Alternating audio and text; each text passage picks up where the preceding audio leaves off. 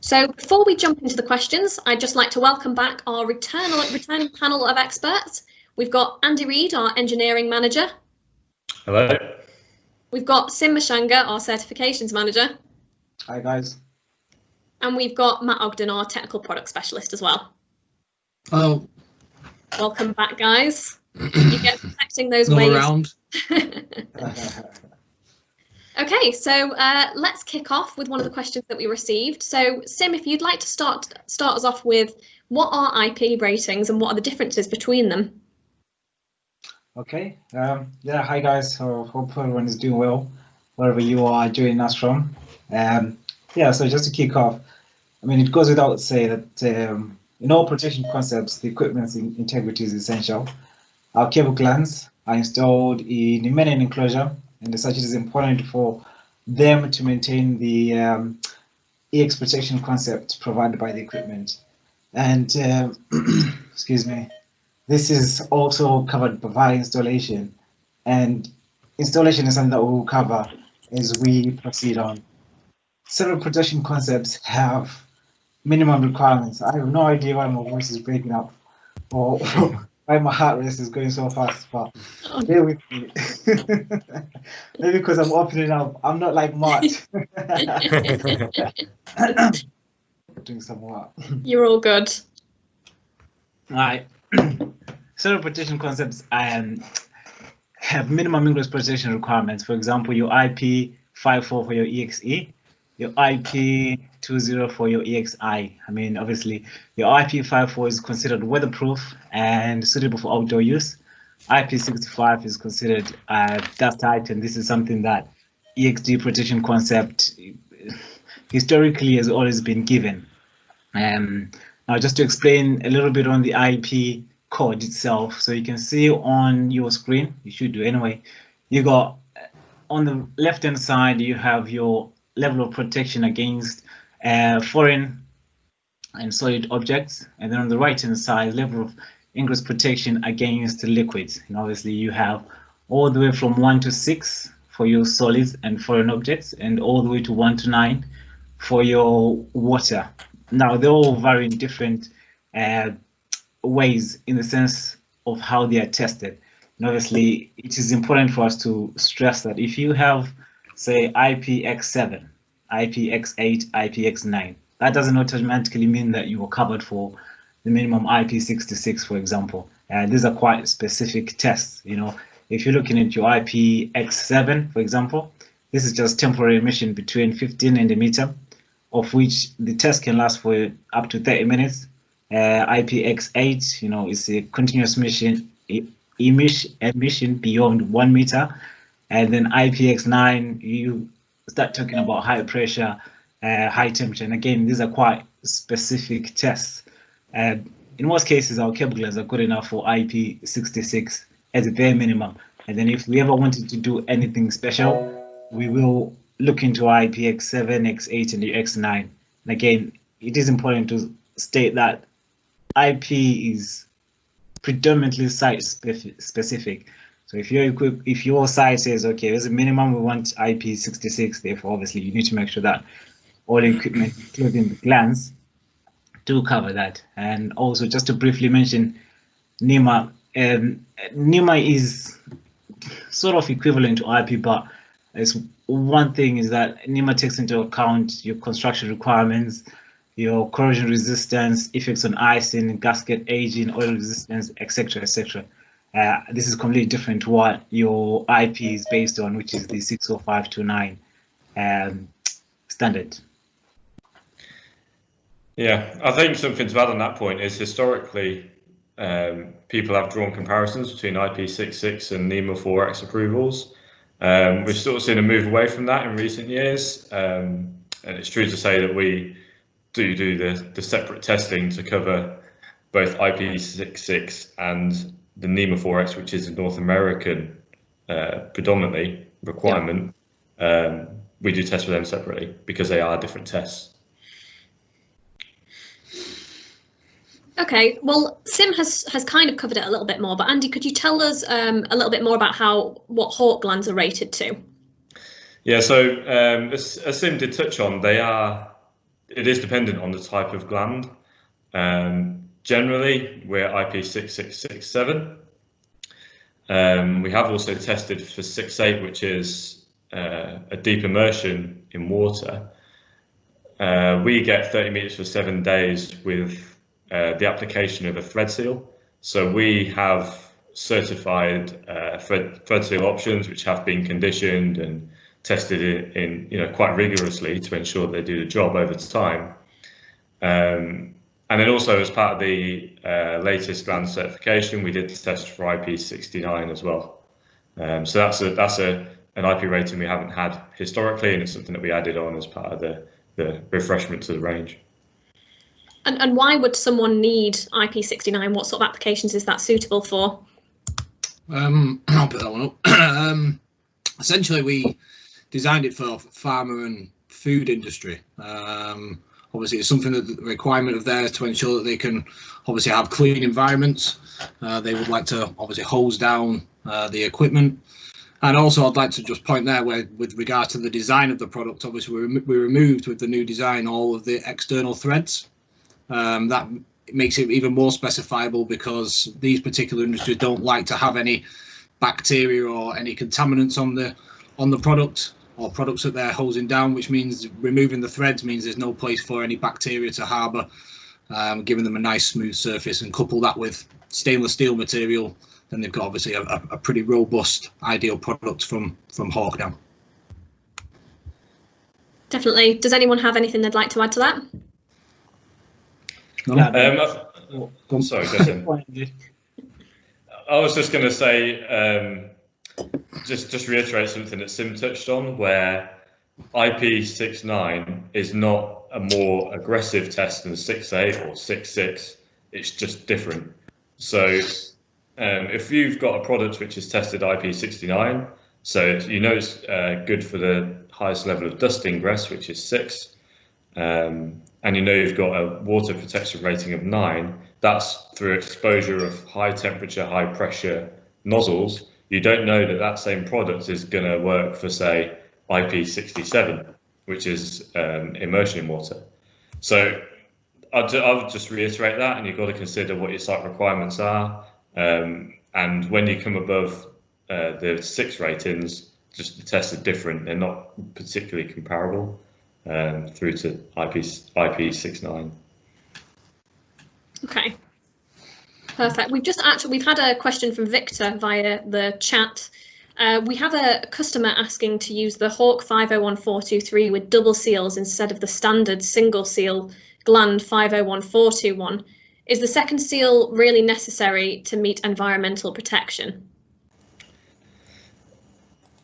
So in order to answer that, you have to compare what the approvals are on the 51421, which is a single seal, and 51423, which is a double seal.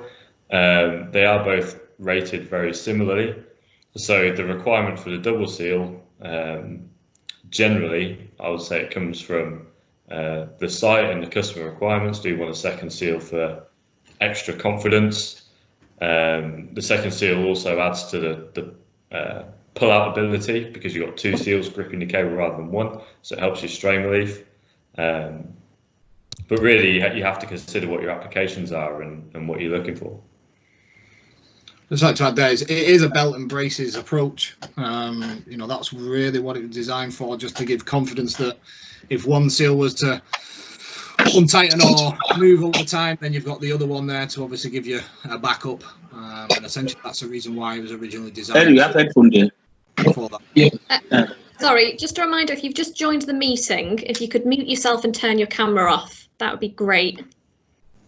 If you have any questions, just a reminder, you can pop them in the chat. Sorry, Matt, did you have anything else to say there? No, just obviously wanted to iterate that point, that the reason why it was there, and that's fine. Okay.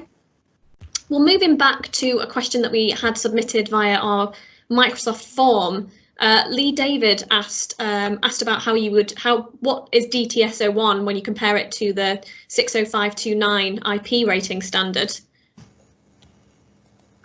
So DTS01 is a test which came from Shell to ensure that equipment which is installed offshore can withstand the deluge fire protection system, fire suppression systems. So again, it isn't directly comparable to an IP test. The deluge test is basically you put the product in a chamber and you expose it to the high pressure nozzles with a very specific design and angle of water jet. And you have to make sure that the product doesn't allow water into the enclosure. This is often a requirement for offshore, which basically was driven from by Shell originally, but a lot of people have adopted this requirement. It's worth saying that we do test for this. We have the ability to test for it at Hawke. And obviously, because a lot of our products are going into offshore applications, it's a requirement that we are very keen in meeting, but you do have to test for it separately. Okay, and do all Hawke glands provide DTS-01? By and large, yes. Because Hawke glands engage seals on the cable, they do prevent the ingress of water through the fire suppression system into the enclosure. It's clearly stated on our data sheets when we do have that the products do meet that requirement. Worth touching on the deluge boots. So it is often a misconception that you need a deluge boot to achieve DTS-01. That's not correct. Our deluge boots have a couple of functions.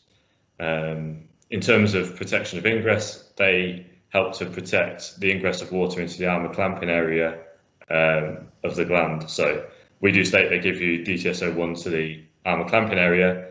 Many glands without the deluge boot will give you DTS-01 into the enclosure. So again, you just have to be aware of what your requirements are and what you're looking for. The second function of deluge boot is obviously identification of the gland. So a red deluge boot is the barrier gland, a black deluge boot is a diaphragm seal.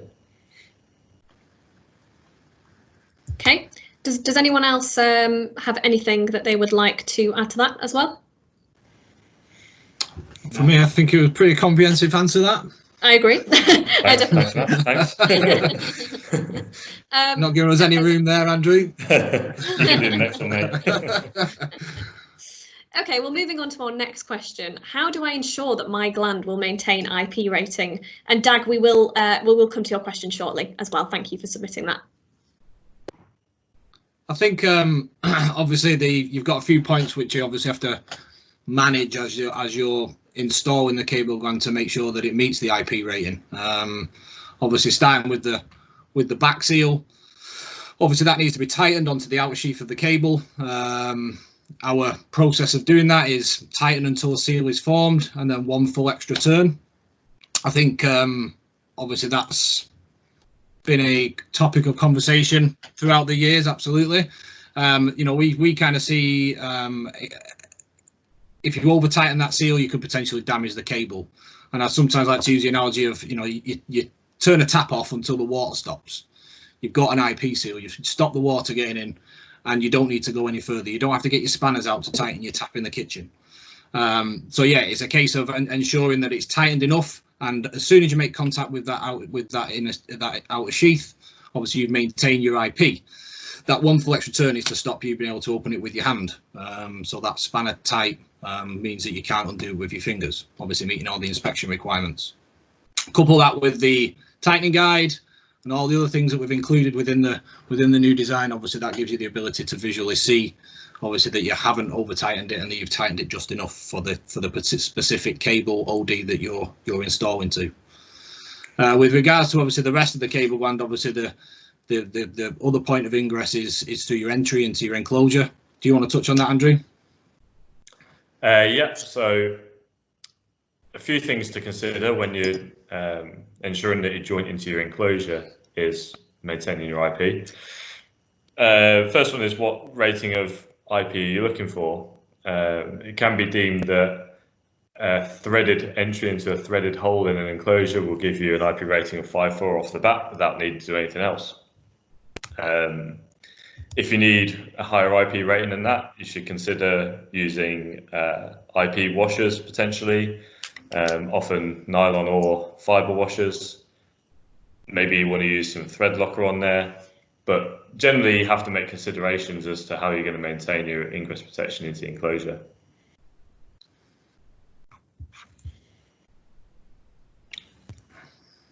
Okay. Just another point on that, Sim, I don't know if you want to add to it, but there has been a movement in the standards to sort of touch on how you should test your joint into the enclosure. Historically, it hasn't necessarily been a requirement to certify the products with the sealing washer. Our feeling is, sorry, yeah, go ahead. This is a hot topic, because at the end of the day, by having washers certified as part of Gland's, that means essentially we have to control the washer material and all the specification that comes with that non-metallic material you have. Previously, as Andrea said, it hasn't been considered, and you could pretty much put any washer that fits on the Gland and you do the job. But potentially moving forward, maybe we might need to control a lot more on the washers in comparison to what we've been doing lately, you know. Yeah, so as part of the certification of the latest ground range, we have added the washers to the certificate. Again, I think it's strongly suggested in the standards that you should be testing the sealing washers with your equipment to ensure they're appropriate for use. Yeah. We've done that with our nylon washers as part of the latest round of testing. So you can fit a Hawke Gland with a nylon washer and maintain the required amount of IP. I think the introduction of that that nylon washer as well is obviously going to allow us moving into the future, because we have rationale across all of our components and reduce the amount of options available, which is one of the reasons why we discontinued the fibre washer. We felt that the nylon washer was best fit for most applications, and also with regards to the future developments of the product, that was the only option we had to potentially introduce new features, new benefits to the product as we move into the next phase of development, if you like. Great. Well, let's just return for a second to the question about ensuring that your gland will. Let's just return, sorry, for a second to the thread lock question. You mentioned thread locker kind of earlier, vaguely, yeah. And we have had a question from Dag within the chat. So I just want to return to that quickly. Could you say something about thread sealants, what to use and when to use and how to use them, and if there are any pitfalls? Sure. So first and foremost, thread sealant is for use into threaded enclosures. You require thread sealant to achieve an IP68 rating of 30 meters for 7 days, which is something we have tested as part of the Gland certification. So we do have approved solid sealing thread sealers to achieve the IP68 30 meter for 7 days rating on the product.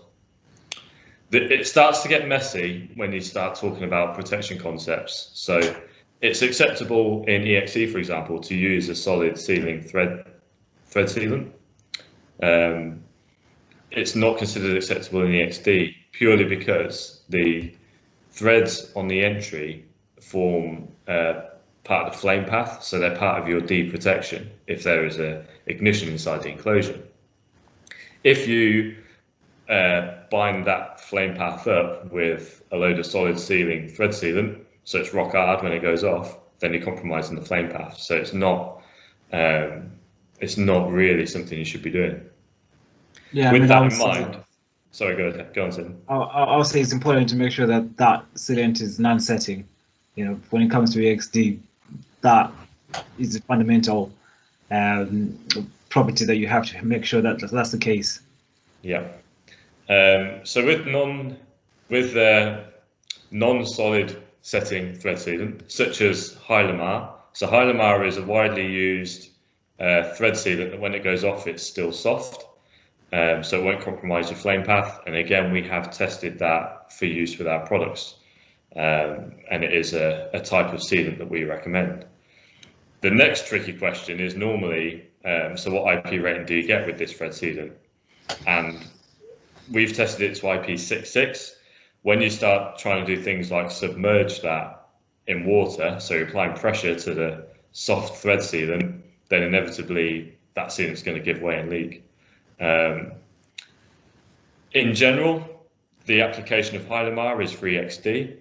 We wouldn't normally expect to see EXD equipment purely because it's got flame paths. So if you've got EXD equipment with a flame path joint, that's not going to hold out any water from your enclosure. So this is all about making sure that you choose the right method for your protection concept and the equipment and the environment it's going in. I hope that kind of answers the question. I think if you've got any specific applications, then you need to get in touch with us, because it's not straightforward, and we'd always want to help to make sure you choose the appropriate sealing method for your application. Perfect. And going back to the chat, we've actually had another question about washers. How do we use washers on MPT glands to maintain IP rating? Depends. Yeah. Do you want to take that, Andrew, or Sim? Well, again, it's you have to be very careful of what your application is. So MPT is a tapered thread. If your tapered thread is going into a female MPT thread that's also tapered, by design, those threads are supposed to engage on a taper. So why would you want to put a washer on it? By putting a washer on it, you'd have to ensure that taper's in exactly the right position to give you the compression on your washer. Second point on that, MPT male into a female, we have tested to IP66 anyway, so you shouldn't need a washer on it.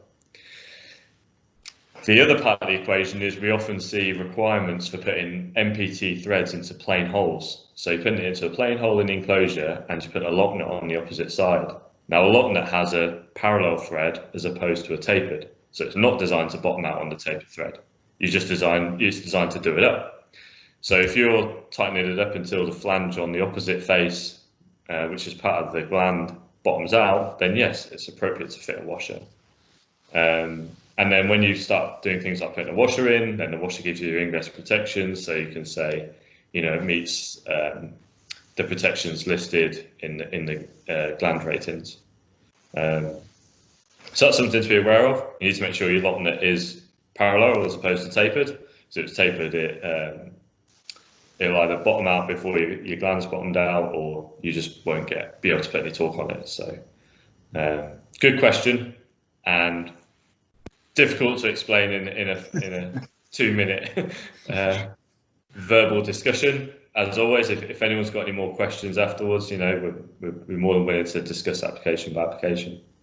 I think it does all depend on obviously the enclosure that you use, in the type of entry, type of whether it be plain hole or threaded, as to what the considerations are and what you can kind of achieve through that engagement of a thread, whether it be via lock nut or tapering out or bottoming out on the MPT female thread. Yeah, and there's a rule of thumb as well, for certification wise, you need at least 5 threads engaged.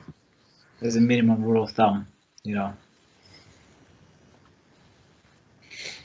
Just going back to that, because we did receive another question via the form from Lee David. Again, thank you for that question. And he asked, is IP66 and IP68 achievable with MPT thread? Now, you've kind of answered the first part of that, but not the second part of that. So if you want to touch on the IP68 element. Yeah, ultimately, I think we'd have to test it to be sure. I don't know off the top of my head if we've done some historical testing to prove that a tapered to taper MPT or an MPT with a washer and a lock nut would comply. So we'd have to just check what historical testing we've got there. It's possible that you'd be able to do it with thread sealant of some sort, but then obviously you can't put it into XD. So again, if you've got a specific application that you want us to have a look at, give us a shout. And it's all about what we have tested, what we haven't. We have the ability at Hawke to perform any of these tests, so we're always willing to support customers in their applications, and if we need to do that, we would. Perfect. And we did receive another question from Gunnar within the chat about DT about deluge protection. He has said, please could you explain? Oh, sorry, the chat's just disappeared from me there. Please could you explain about what is deluge protection and how it protects IP? Also, Hawke has some different concepts about deluge. Now, I believe that was covered. That was covered at the start of that conversation. But if there's anything that you'd like to clarify on that point for Gunnar there. Gunnar, there will be a recording available, and we did cover that pretty comprehensively at the start, so you will be able to see that afterwards. Yeah, I think in terms of concept, we're just talking about DTS01 into the enclosure or into the arm clamping area. So you have to look at it in sense of your application, which concept are you looking to achieve, and these are stated again on the Gland data sheet. So you just got to make sure you're choosing the right gland for your application to give you the protection level that you require. There isn't any direct comparison between DTS01 and IP. There are two different types of tests. Obviously, they have to go through different parameters within them tests, which means that obviously we can't associate one to another necessarily. But there is obviously information on all data sheets, as Andrew stated. Perfect. Just to clarify for the questions that are coming through on the chat, this session is specifically about ingress protection. So I've seen one question come in about cold flow there. So we'd cover that one in a separate session. So please just make sure that your questions are limited to ingress protection for this session. Yeah, we did touch on that last week as well. We did. A couple of weeks ago, Olivia. So it's worth saying that these are recorded, so you could pick that up. We talked all about barrier glands there. So we did. Watch it to your heart's content. And yes, Alexander, it will be possible to access the recorded video later on. I'll make sure that you receive a link to that. So Eric has asked, can you touch on installations that use adapters or reducers? Can't put that one up. Sure, yeah. Yeah, so adapters and reducers is always a one that, when you specify cable gland, if you have a incorrect entry that doesn't match the cable gland entry size, then obviously an adapter and reducer would be required. If that's the case, then every thread-to-thread engagement needs to have some kind of IP protection. So we're only allowed to use one adapter. Worth pointing that out. I know there's been a few comments on LinkedIn regarding multiples of uses of adapters stacked on top of one another. So one adapter is used, which means you then have 2 points of ingress. If you have 2 points of ingress, you have to provide an IP seal at every point. So if there's an adapter required, you will need a cable gland, an adapter, and 2 IP seals to match the 2 male threads, one of the gland, one of the adapter. That would maintain the protection into your equipment and ensure you don't get any ingress. Okay, great. I'm gonna go back to some of the questions that received on our form as well. And I know one of your favourite questions: what IP rating does a shroud provide? Go on, Matt. That was exactly the response I hoped for. It doesn't. Essentially, your shroud is historically been specified because it allows for covering of the cable gland, but we see that as a something that's not the best installation practice. Essentially, we find that it harbours water more than anything. It can also cover up, obviously, poor installation. There's many things you can't inspect it as you should be able to. So we actively do not promote shrouds being used, but obviously we understand that people do have a requirement for them. But yeah, essentially they don't offer any kind of IP protection.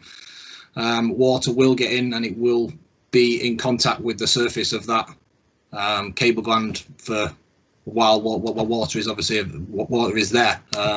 Obviously it won't dry out because there's no access to any gaps for it to get away. So it's going to essentially cause you issues with regards to maintenance and ensuring that cable gland will last the test of time for the lifespan of the product.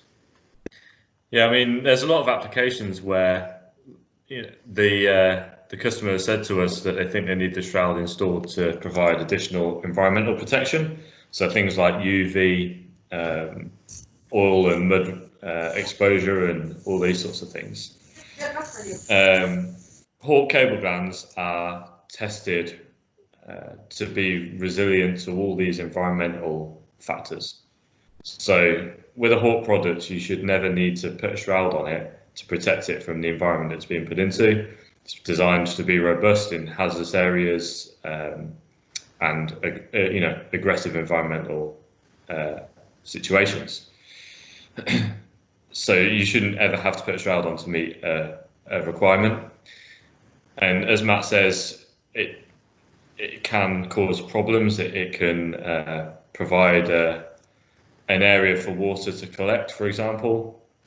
And it's quite important to think about installation. You can do a close installation of a Hawke gland if there's not a shroud fitted to it without needing to touch it. You can visually see that the back seal is properly compressed. You can see the seal. We've got the tightening guide on the body of the gland. You can physically see the deluge boot, if that's been compromised at all, any damage, that sort of thing. If you've got a shroud on the gland, you've got to pull the shroud off to have a look at it. So you're having to handle the installation, which in my mind is a disadvantage. Definitely. Okay, well, just going back to a question that we've had on the chat, Muckand has asked whether you can touch on insulated type cable glands whilst we're here. Sure. So we do manufacture, there are competitor insulated glands on the market. We don't manufacture insulated glands, but we manufacture insulated adapters. So you have to fit an adapter between the gland and the enclosure.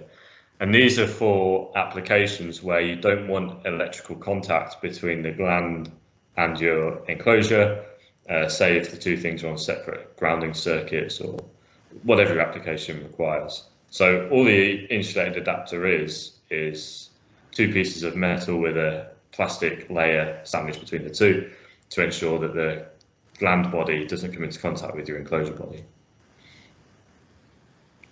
If you want to maintain IP, you've got to put some washers between them. Be sure it's two.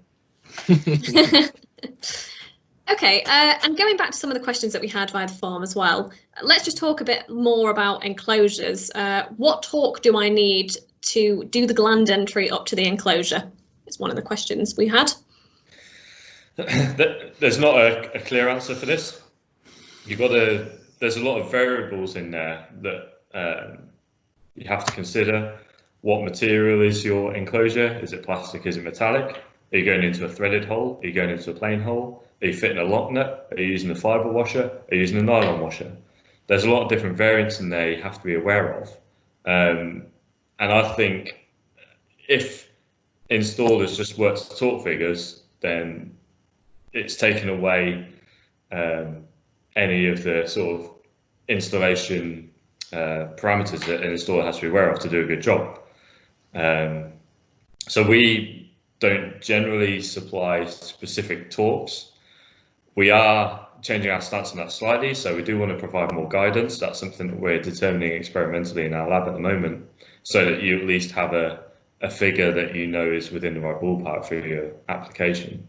But there's not a hard and fast rule as to what torque should you apply to each gland size.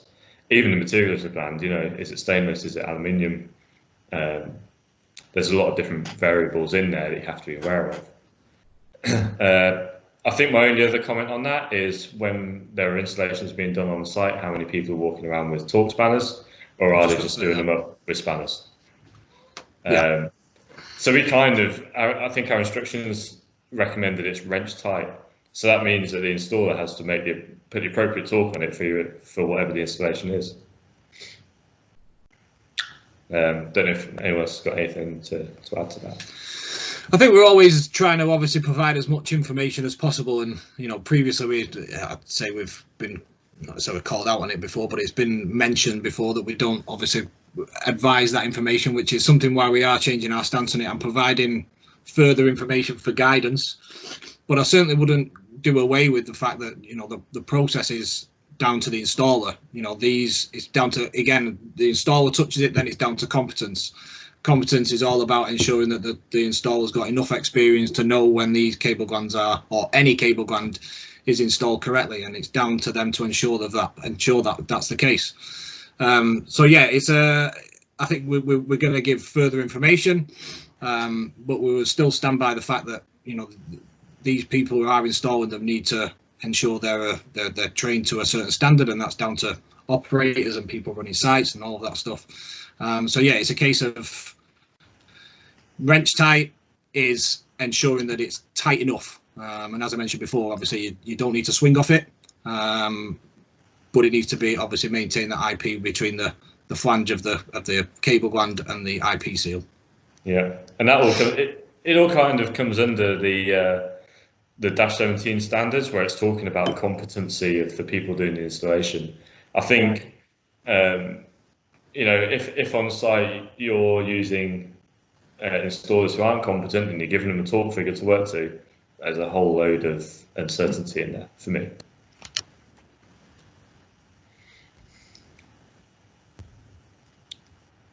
Okay, well, I think we've pretty much covered most of the questions that we've had today, and I haven't seen any more come through on the chat. Is there anything in particular that you guys, any questions that you've seen in the past that you'd like to cover at this point? Something I was just going to mention that we get asked a lot about is when should I use fibre or nylon washers? Both washer materials have been used in the marketplace for a long time, and a lot of people have different opinions on the pros and cons of each. Generally, my advice is normally a nylon washer is more robust. We've now got the certified nylon option with our product, so you know it's been thermally conditioned and it will stand at the test of time on the IP ratings that the glands are certified to. You need to watch out for fibre washers, specifically in sub-zero environments. They're designed to soak up moisture. When that moisture freezes and expands, it can sometimes crack the washer itself. Absolutely. Okay, perfect. Oh, we've just had pop through there. Is there an expected lifetime of an IP seal that says something about how long you can typically expect a gland to maintain its IP protection? That's from Dag. Well, the thermal conditioning cycle that obviously all of the materials within the cable gland goes through represents a 25-year lifespan. You know, the test of that thermal conditioning cycle obviously puts and exposes these materials to extreme conditions, which means that the IP seal is now expected to last just as long as the cable gland is. It is down to environmental conditions. Obviously, if it's in a more harsh condition or harsh environment, then it may be that the condition of that washer or seals or whatever, or cable gland as a whole, may deteriorate a little bit faster, and that's obviously something that needs to be managed throughout site to ensure that, and that's why inspection is there, regular maintenance, obviously, to ensure that if any problems do occur, obviously they're picked up as early as possible, and obviously that's all rectified. Yeah, something else to be aware of is inevitably all materials do take some sort of compression set over time. So even though the material is capable of surviving through the lifetime of the gland, it's still important as part of your inspection process that you do, check the product for tightness to ensure that IP is maintained. Which again, it's all called out within the inspection standards. Yeah.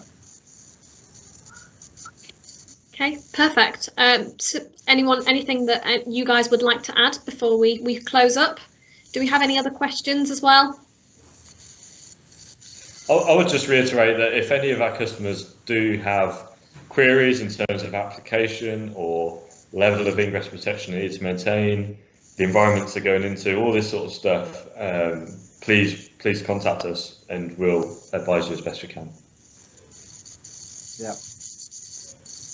Perfect. Well, thank you all for your questions.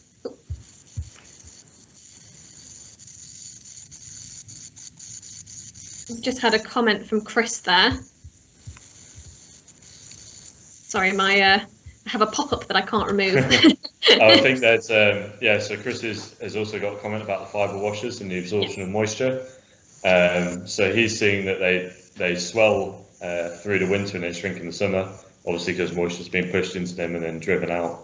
So, you know, if you've got an application where you've got big variation in temperature, you probably want to be using a nylon washer so you don't have any variation in the size of the product through different environments. Perfect. Good point. And then Fu has asked whether Hawke have a letter saying if a shroud is not required. We can write a letter to say Hawke glands do achieve particular IP ratings. Shroud not required depends on why you require it. So it's going to be driven by the customer in that sense. Again, we'd always advise. So if you've got an application and you don't know if you need a shroud or not, then let us know. Perfect. Well, thank you very much, guys, and thank you for all of your questions. I will send out the recording of this as soon as possible so that you can all see it. And don't forget to fill in our survey as well, and we'll see you for the next session in a couple of weeks. Thank you all. All right. Thank you very much. Cheers. Yeah. Bye. Thank you. Thank you.